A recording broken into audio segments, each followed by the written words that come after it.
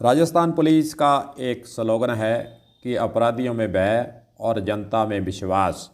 कितना है धरातल पर इस पर हो रहा है काम, और पुलिस सिस्टम के अंदर व्यवहार को लेकर किस प्रकार अपनाए जाते हैं तरीके, साथ ही दूसरे राज्यों के अंदर पुलिस के अंदर व्यवहार को लेकर क्या दिए हैं नए निर्देश, इस पर करेंगे बात। लेकिन इस सबसे पहले हनुमानगढ़ के अंदर जो पुलिस विभाग के द्वारा विभिन्न थानों के द्वारा कानून व्यवस्था को मजबूत बनाए रखने, आम जन में सुरक्षा की भावना सुदृढ़ करने और जिला मुख्यालय सहित विभिन्न थानों के द्वारा फ्लैग मार्च और पैदल गश्त का जो आयोजन किया गया है उस पर थोड़ी सी नज़र डाल लेते हैं।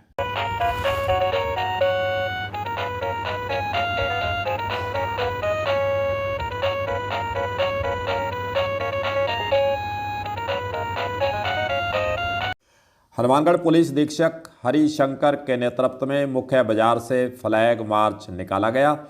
इस दौरान अतिरिक्त पुलिस अधीक्षक मुख्यालय अरविंद बिश्नोई, जिन्होंने नया इस जिले के अंदर ज्वाइनिंग दी है, थानाधिकारी हनुमानगढ़ जंक्शन रामचंद्र कस्बा, थानाधिकारी महिला थाना रजनदीप कौर, पुलिस निरीक्षक अपराध सहायक सुभाष चंद्र सहित STF महिला थाना एवं पुलिस लाइन का जाब्ता इस मौके पर उपस्थित रहा। फ्लैग मार्च के दौरान आमजन से संवाद स्थापित कर पुलिस द्वारा नागरिकों से अपील की है, किसी भी संदिग्ध गतिविधि या व्यक्ति की जानकारी तुरंत पुलिस को दें, जिससे जिले में शांति एवं कानून व्यवस्था सुदृढ़ बनी रहे। नौहर कस्बे की बात करें तो अतिरिक्त पुलिस अधीक्षक सेक्टर नौहर गीता चौधरी के नेतृत्व में मुख्य बाजार से फ्लैग मार्च निकाला गया। थानाधिकारी पुलिस थाना नौहर अजय कुमार में जाब्ता इनके साथ भी रहे।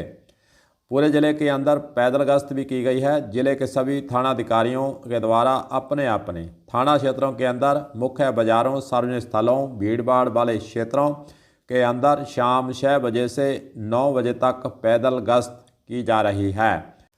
उद्देश्य इसके पीछे एक ही है कि जन सुरक्षा, अपराध की रोकथाम एवं कानून व्यवस्था का प्रभावी रख रखाव हनुमानगढ़ जिले के अंदर हो सके।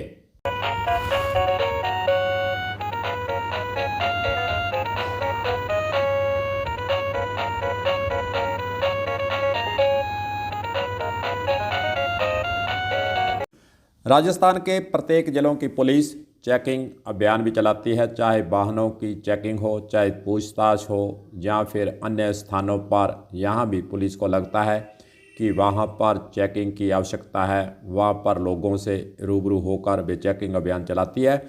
लेकिन चेकिंग अभियान के दौरान या फिर पूछताछ के दौरान या फिर अन्य जगहों पर जहाँ भी पुलिस की उपस्थिति नज़र आती है, वहाँ पर उनका लोगों के साथ व्यवहार कैसा है, यह महत्वपूर्ण विषय है।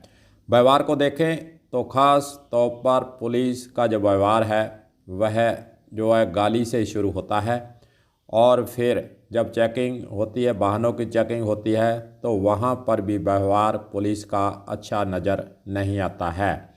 वहाँ पर जो चेकिंग करने के लिए पुलिस खड़ी है और वाहन को रोकते हैं, वाहन चालकों के कई जगह पर आपस में तू मैं और फिर व्यवहार को लेकर शिकायतें भी आती हैं। लेकिन अगर हम इस व्यवहार को देखें, चेकिंग के तरीके को, नज़रिए को थोड़ा बदल कर देखें तो बहुत कुछ सुधार हो सकता है। चलिए आपको हरियाणा के अंदर ले चलते हैं। हरियाणा राज्य में DG जो नए बने हैं, जो जिनके पास चार्ज है, उनके द्वारा एक नया आदेश निकाला है इसी व्यवहार को लेकर, जो कि आम पुलिस महकमे के अंदर व्यवहार को लेकर शिकायतें आती हैं। जनता के मन के अंदर सवाल बार बार खड़े होते हैं कि आखिर चेकिंग के नाम पर उनसे जो मांगा जाए, रिकॉर्ड चेक किया जाए और उन पर जुर्माना चाहे लगाया जाए, चालान किया जाए, लेकिन व्यवहार कम से कम अच्छा तो होना ही चाहिए। चलिए हरियाणा के अंदर जो नया आदेश DG के द्वारा जारी किया गया है उस पर कर लेते हैं बात।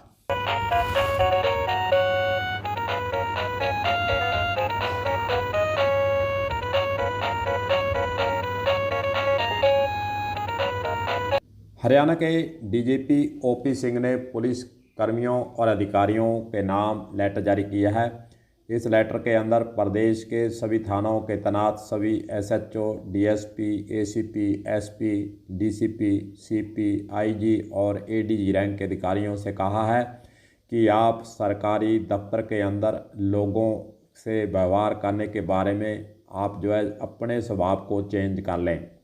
लोगों के पैसे से आपका ऑफिस बना है, उनकी सहायता और उनकी समस्याओं के समाधान के लिए ही आपको लगाया गया है। पब्लिक डीलिंग एक बेहतरीन कला है। इसके संबंध में आपके ऑफिस के डिजाइन, सॉफ्ट स्किल और प्रबंधन क्षमता से है। सबसे पहले आपके ऑफिस के अंदर सुधार की आवश्यकता है। अगर थानों के अंदर कॉन्फ्रेंस हॉल है तो वहीं लोगों से आप मिलें, उनकी बारी से वहां पर उनसे बातचीत की जाए, कुर्सी पर उनको बिठाया जाए। जब लोग अपनी बात रख रहे हों तो आप अपना मोबाइल भी दूर रखें और उनके समझ के अनुसार ढंग से उनकी बात सुनी जाए। समस्या ठीक से फ्रेम करने में इससे मदद मिलेगी। थानों के अंदर कोई शिकायत लेकर पहुंचता है तो उसको अगर आप समझ से मानते हैं कि मुकदमा दर्ज होना है तो मुकदमा दर्ज कर दें, और अगर सिविल नेचर की शिकायत है तो संबंधित विभाग को भी आप भेज सकते हैं और उस अधिकारी से बातचीत भी कर सकते हैं। अगर शिकायत झूठी हो तो उसको आप अपनी रपट के अंदर दर्ज करें। एक कापी चेतावनी के रूप में जिसने शिकायत की है उसको दे दें। अगर शिकायत झूठी पाई जाती है या झूठी है तो फिर उस व्यक्ति के विरुद्ध आप मुकदमा दर्ज कर दें, और हर हाल में बहसबाजी से आपको बचना है। जो पुलिसकर्मी ऐसा नहीं कर रहा है उसको फिर उच्च अधिकारियों के द्वारा उस पर नज़र रखने के लिए भी कहा गया है। उनकी पेशी लें, कारण जानें, प्रेरित प्रशिक्षित करें। अगर ढिलाई दिखे तो चेतावनी दें, और अगर पब्लिक डीलिंग की समझ ही नहीं है तो उसे थाना चौकी से दूर कर कोई अन्य काम दे दें। उन्होंने कहा कि बढ़ई को हलवाई का काम देने से कोई बुद्धिमानी नहीं मानी जाती है। याद रखें, पुलिस एक बल है और सेवा भी। आप एक तार हैं जिसमें बिजली का करंट दौड़ रहा है। लोगों को आपसे कनेक्शन चाहिए, रोशनी चाहिए। झटका बेशक दे, लेकिन ये उसे दें जो लोगों का खून चूसते हैं, अपराध की दुनिया में जाते हैं। उन पर आप सख्ती करें। आम जनता के बीच आप अच्छा माहौल बनाएंगे तो बहुत सी ऐसी समस्याएं हैं जो व्यवहार को लेकर पुलिस के लिए सिरदर्दी बनती हैं। उससे पुलिस को बचाने में बड़ी ही अच्छी भाषा का प्रयोग करके समस्याओं को सुलझाने में और अपनी पूछताछ के अंदर व्यवहार अच्छा रखने से आम जनता के अंदर पुलिस के प्रति विश्वास जो नारा दिया जाता है वह बढ़ेगा, और शिकायतकर्ता और सामने वाला जो व्यक्ति है उससे अगर व्यवहार अच्छा करेंगे तो बहुत सी बातें प्यार से और व्यवहार से पुलिस के स्तर से उस व्यक्ति से निकाली जा सकती हैं। पूछताछ का उद्देश्य वो भी बड़ी आसानी से पूरा हो सकता है। हरियाणा के डीजीपी की 4 लेटर जारी किए गए हैं उसकी भाषा को देखें तो उसका पहला उद्देश्य है कि ऐसा माहौल बनाया जाए कि शेर और बकरी एक ही घाट पर पानी पिए।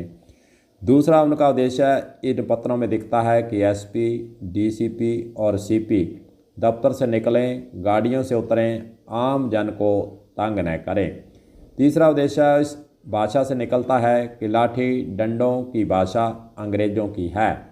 नियम के अनुसार चलने के प्रेरित करना हमारा काम भी होना चाहिए।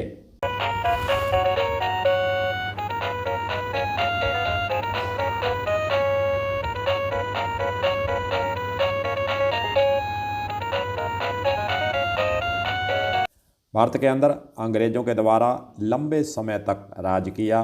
उनके टाइम के कानून व्यवस्था और फिर पुलिसिया सिस्टम और फिर यहाँ पर प्रशासन का सिस्टम, वह अभी तक भारत के अंदर यहाँ के अधिकारी चाहे पुलिस अधिकारी हो, प्रशासन हो, वह उसे छोड़ नहीं पाया है। हालांकि कई कानून नियम बदले हैं, लेकिन पुलिस विभाग की बात करें वहाँ पर पूछताछ का जो नज़रिया और थानों के अंदर व्यवहार और जो आरोपी उससे साथ मारपीट और आन मिलो सजना का प्रयोग जो कि एक पटे के रूप में किया जाता है। अंग्रेज़ यहाँ से चले गए और अंग्रेज़ों के देश के अंदर इन्वेस्टिगेशन का तरीका बदला। वहाँ पर पूछताछ का मनोवैज्ञानिक ढंग से प्रयोग किया जाता है। लेकिन हम राजस्थान पुलिस की बात करें तो यहाँ पर जो अंग्रेज़ यहाँ पर नियम कानून और इन्वेस्टिगेशन का तरीका देकर गए थे, उसको राजस्थान पुलिस, थानों की पुलिस छोड़ नहीं रही है। वही पुराना तरीका अपनाए हुए है। आरोपी है या नहीं या कोर्ट का काम है, पुलिस का काम है। कोई अपराध करता है तो उसे गिरफ्तार करना, पूछताछ करना, इन्वेस्टिगेशन करना। लेकिन पूछताछ और इन्वेस्टिगेशन के लिए समय समय पर सुधार भी हुए हैं। सुप्रीम कोर्ट, हाई कोर्ट के द्वारा निर्देश भी कई बार दिए गए हैं। सीसीटीवी कैमरों से पूछताछ केंद्र और थाना पूरा लैस होना चाहिए। कमरों के अंदर सभी जगह सीसीटीवी कैमरे लगे होने चाहिए, वहीं पर पूछताछ होनी चाहिए। फिर पूछताछ जो की जाती है उस वीडियो के जरिए और जो सीसीटीवी कैमरा है उसके अंदर सब कुछ कैद हो सकता है। लेकिन राजस्थान के पुलिस थानों के अंदर सीसीटीवी कैमरे जो अंदर लगाने की बातें थी वह बातें ही रही हैं। अभी तक पुलिस के स्तर से सुप्रीम कोर्ट के निर्देशों की पालना नहीं की जा रही है। 2020 का यह आदेश जारी किया हुआ है। बार बार इस पर बातें भी हो रही हैं, सुप्रीम कोर्ट के द्वारा चिंता भी जाहिर की है, लेकिन राजस्थान पुलिस विभाग इस पर काम नहीं कर रहा है। बाहर कुछ कैमरे जरूर लगाए गए हैं, वह जो है इसी कड़ी के रूप में लगे, लेकिन अंदर जो कैमरे लगाए जाने उस पर काम नहीं हुआ है। और पुलिस का जो इन्वेस्टिगेशन का पुराना तरीका है उसको बदलने की आवश्यकता है। जैसे दूसरे राज्यों के अंदर पुलिस अपना इन्वेस्टिगेशन के तरीके को अब बदलने लगी है, राजस्थान पुलिस को भी अंग्रेज़ों के वक्त का जो मारपीट और उन्हें यातनाएं देने का आरोपी जो कि मुकदमा दर्ज होता है उसको पकड़ कर लाते हैं, उससे झूठे मारपीट कर बयान भी पुलिस के स्तर से लिए जाते हैं, ऐसे आरोप लगते हैं। और इन्वेस्टिगेशन के तरीके को अगर बदला जाए तो बहुत कुछ पुलिस के व्यवहार और उसके काम करने के तरीके, पूछताछ के तरीके, जो पुराने तरीके उसको छोड़कर मनोवैज्ञानिक ढंग से प्रशिक्षण लेकर पूछताछ के नज़रिए को बदलने के लिए अगर कदम पुलिस बढ़ाए तो बहुत कुछ चेंज हो सकता है। देखते हैं कोर्टों के आदेश को भी लेकर पुलिस विभाग सक्रिय होता है कि नहीं, पुलिस विभाग अपने मनोवैज्ञानिक तरीके को पूछताछ के लिए अपनाता है या नहीं।